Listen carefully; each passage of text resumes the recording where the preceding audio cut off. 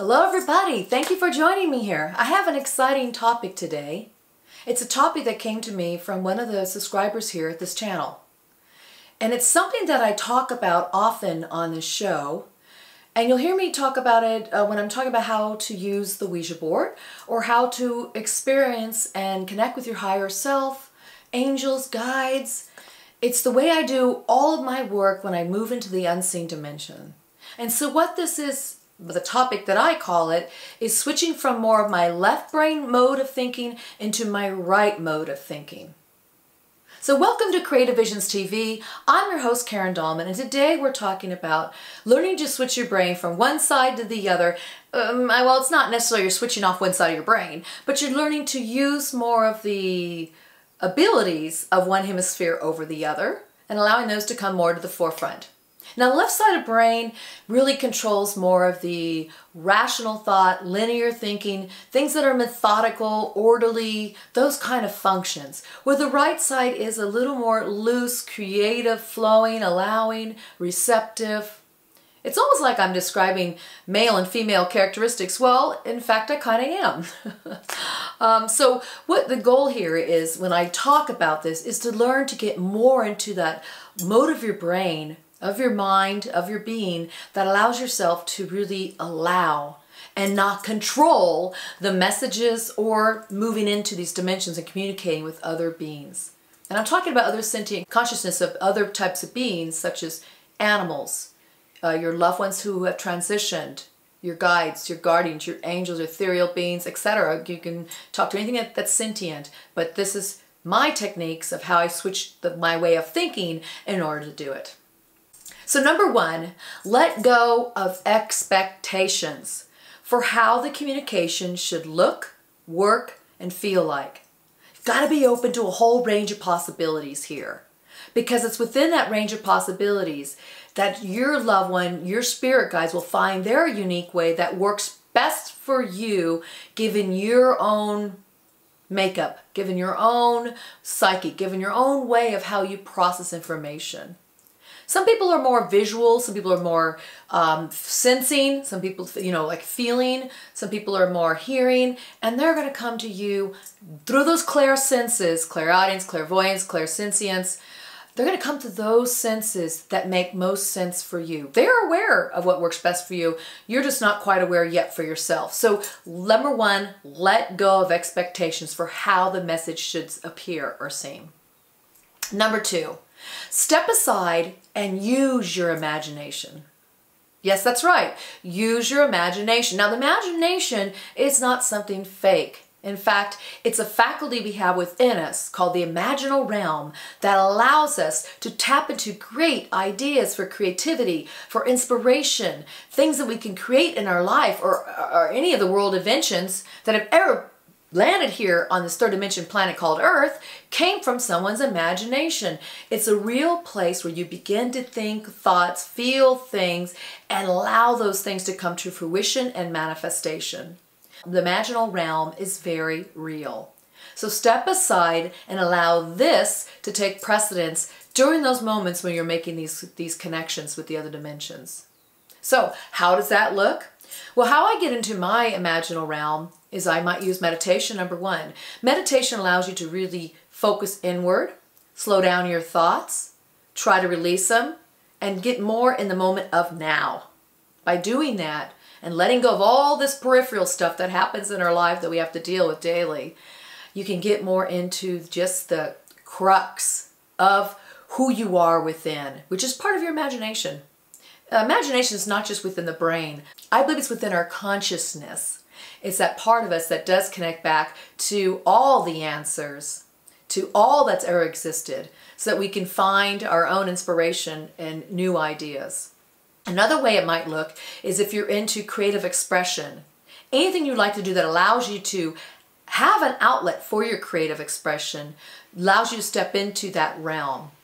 Again, it's more of a feeling when you get there. You know when you're there because all of a sudden you lose sense of time. Things just flow, things just jive. You're excited about what you're doing. That's you stepping into this more of this creative, imaginal realm. It's you stepping into your seat of creativity.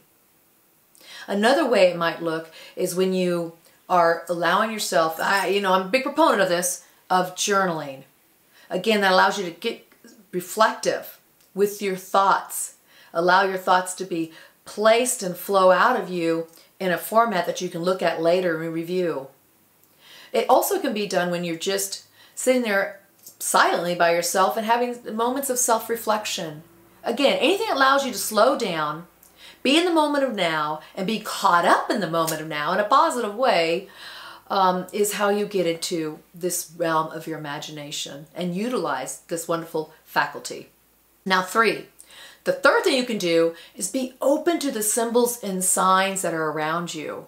Spirit, your guides, all those beings who want to connect with you, that are waiting for you first to give them permission, but who want to connect with you, who have your best interest at heart, will speak to you in many, many ways other than your number one expectations, but we can come to you in ways that you may not have even imagined. So be so open to the possibilities of communication. So how does this look? Well, it might be a song you hear on the radio. It might be a slip of paper you find on the floor, what has a certain word on it. It might be the fortune cookie that you open up and you receive a message.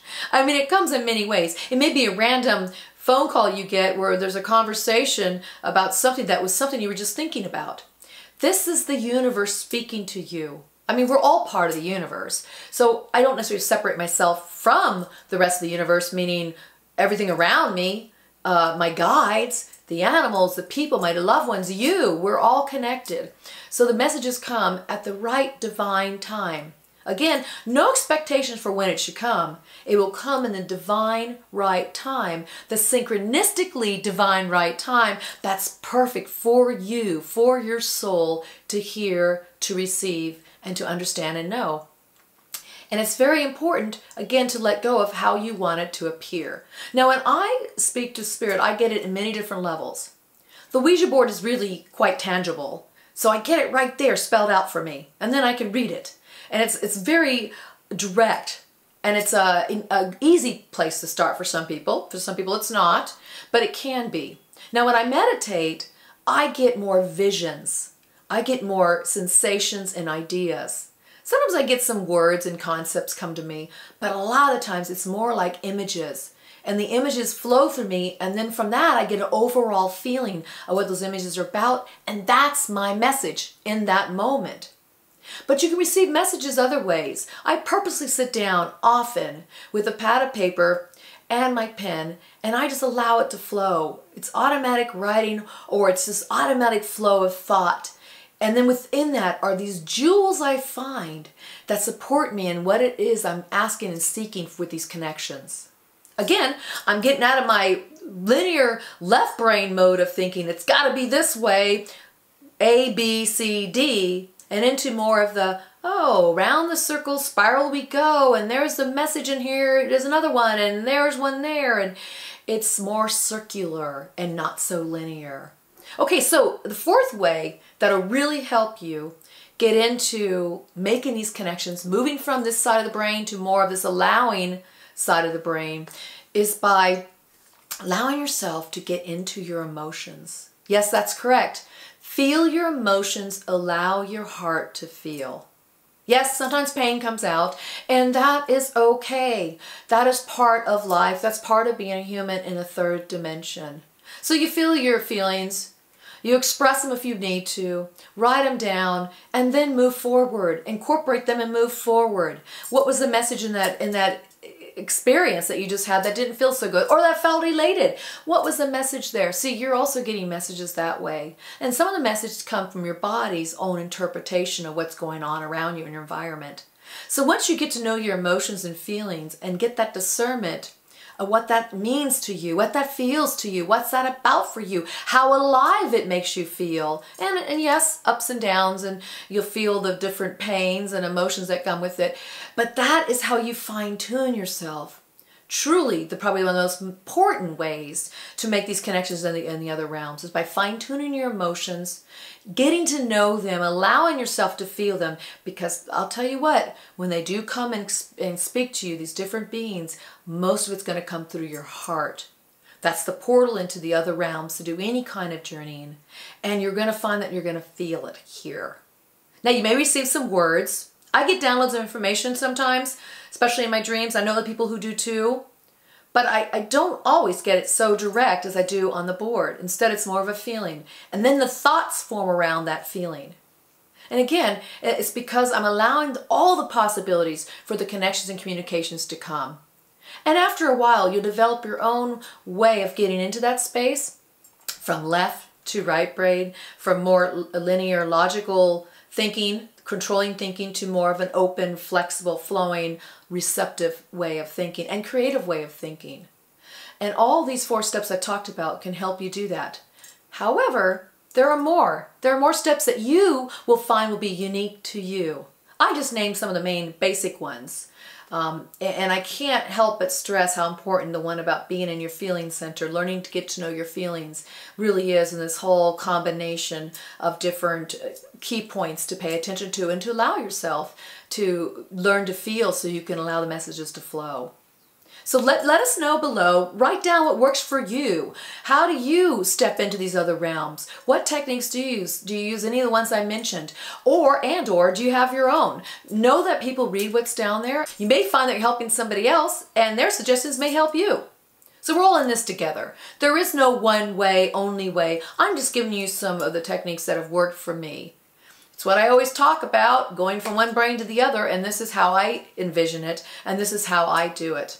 Again, I get away from expectations, I step aside and allow my creative imagination, and I'm open to symbols and signs that may show up from anywhere, and I allow myself to get into my heart and feel my emotions. Those 4 things are key to me. Again, let us know what works for you. So thank you for joining me here today. This was Creative Visions TV. I'm your host, Karen Dahlman. Now, get out there and allow yourself to connect. And let us know how it goes. I'll see you again real soon. Bye-bye.